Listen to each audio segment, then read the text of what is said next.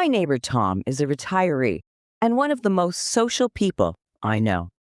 Tom likes nothing more than to gather with a group of friends, drink wine, tell stories, and laugh and laugh and laugh. But something happened to his way of life after the pandemic. Because of lockdowns and low-touch environments, many social gatherings were moved online. One of Tom's favorite ways to welcome autumn volleyball was to go to a bar to register for the season. He would get a glass of wine and catch up with his teammates while they paid their fees and met the organizers. Now, this registration has moved online. No wine, no social, just perfunctory registration. The literal life and joy has been sucked out of this annual refreshing event.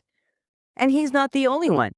My senior's tennis partner has been a club member for over 25 years. And for all of those years, registration was in person. But when it was time to register online last season, she had trouble with navigating the system and could not register. Not only is she unable to play, she also has to join the extensive wait list, for which she says she won't be alive when she finally gets on. Macabre, but true. Retirees and the seniors of our population are generations whose way of life is suffering greatly in the digital world and is the topic of today's podcast. Welcome to We Are the Machines. I'm Dr. Deitra Sawh. This podcast is for those who want to use artificial intelligence. Through anecdotes and phrases, you will be fluent in AI in front of the executive team and at the dinner party. I explain how machines learn in the context of human learning and arm you with the right questions to be asking the machines or those who are building your business machines. You will sound like an AI rock star by the end of each episode. Let's get started. Today, we take a look at a generation that has seen more change than the generations thereafter. It has been around for the first active screens, as in televisions, the programmable screens in computers, and then the transfixing screens on phones. The dawn of these inventions have proven beneficial to the elderly over time, captured in a term ubiquitous with technology: accessibility.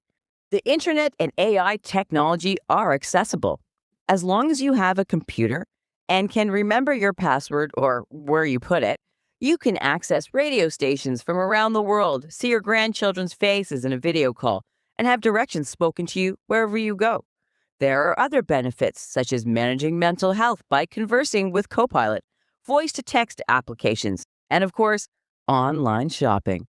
AI is helping to discover new drugs that help their life expectancy and extend other parts of their lives as well. But for all those benefits, there is one single area where seniors suffer, and I'll elucidate it with a quote from Mark Daly of the University of Western Ontario. He says, "If you look at our fundamental psychology, something I can't fight is millions of years of evolution that has conditioned me that hanging out with other primates is really important." Well, these stories we have told today certainly ring true with our primate listeners.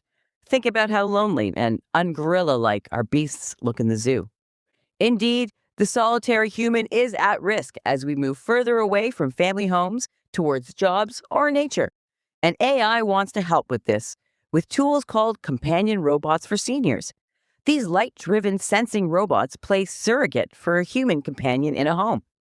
It prompts you to say good morning, checks in at regular intervals, and reminds you to take your medicine. It also converses with you, much like the prompt-driven discussions you have with Claude. While it is touted to fill the gap of speaking out loud, it lacks a warm touch only pumping blood can bring as we drive our elderly further away from the human being. How can you leverage this information in your business? Well, consider the primate theory. Some people in your office are alone all of the time and only see people when they go into the office. So, make the office a good place to be. Working environment dynamics have changed since work from home was introduced, and we are all adapting to a new lifestyle. My 70-year-old coworker insists on calling into meetings. Never a Teams meeting will he ever attend. And that's just fine. We are just glad for him to impart his knowledge to us. Speaking of institutional knowledge, you might have some people retiring soon. How are you downloading that knowledge? With the advances in technology, some groups are using retirements to refresh the staffing roster and rejig old processes. It's entirely possible that the skills for the role have changed since the retirement. Is the job description even the same anymore? Finally, maybe it's not time to close all in person locations.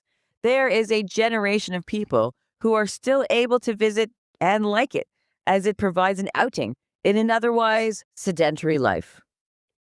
And now, a moment for the human.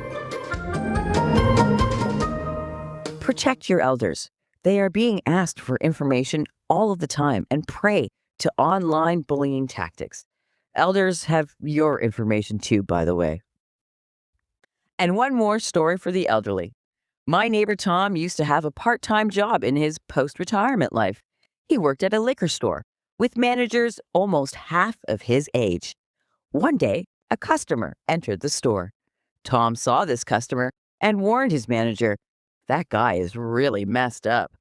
The manager responded, "How do you know?" And Tom said, "'Cause I've been that messed up." Thanks, Tom. And thank you for listening to We Are the Machines. I'm Dr. Deitra Sawh.